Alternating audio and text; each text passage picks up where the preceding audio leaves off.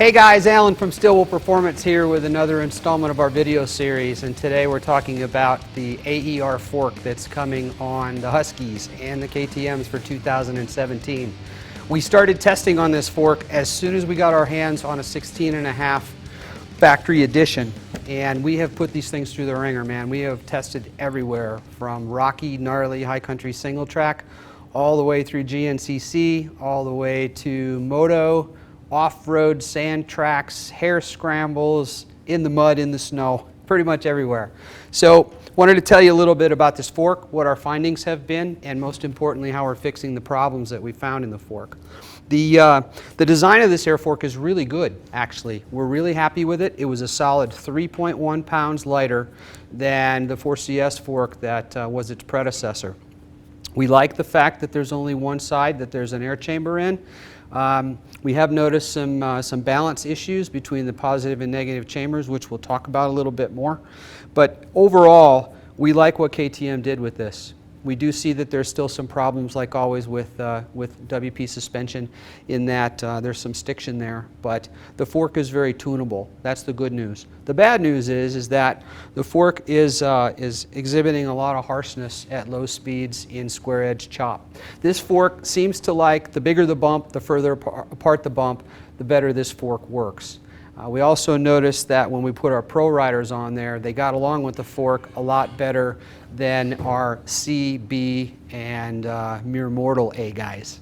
So with that said, we went into the fork, took a good look at it, and started doing our tuning on it. This fork in general is designed much like a Showa or a KYB, where it actually uses a pressure spring to hold pressure inside the cartridge. And this is a tuning option, of course.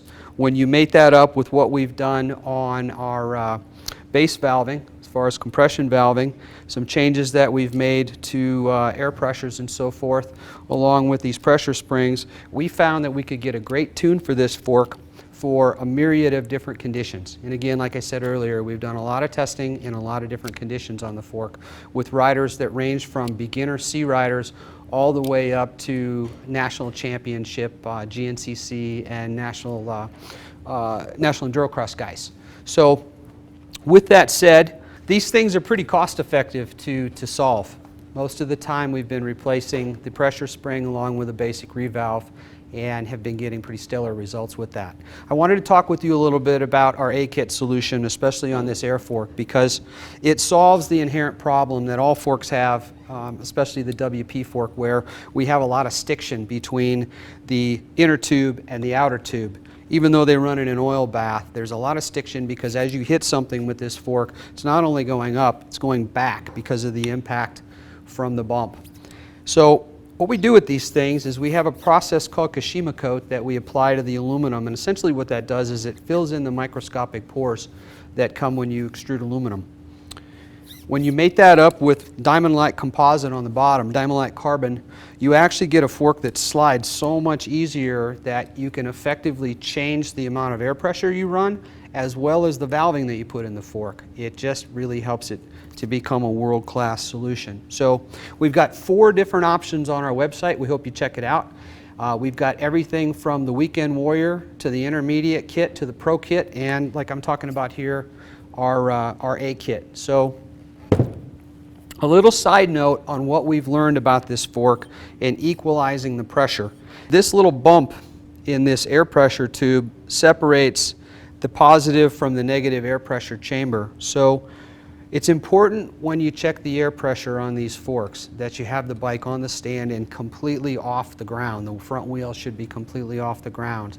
If you don't, even if it's on the side stand when you're checking your air pressure, you're actually putting external load on the fork, and that's compressing the air, and you'll find that it could be 1 to 3 pounds off.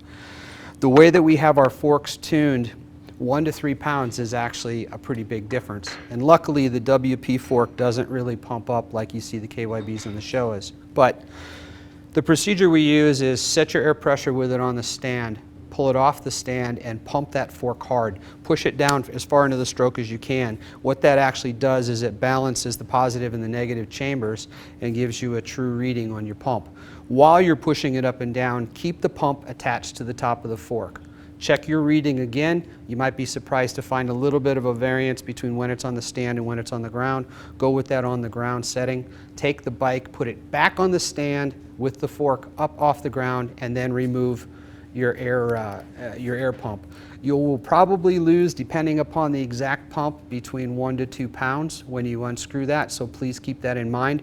The last one we did for Ty Tremaine, we were losing 3 pounds. So take your individual pump that comes with the bike, check that out, and make sure you accommodate that. So we appreciate you tuning in. We're really excited about this fork and the performance we're getting out of it. But wherever you're at and whatever you're riding, get out there and keep it pinned.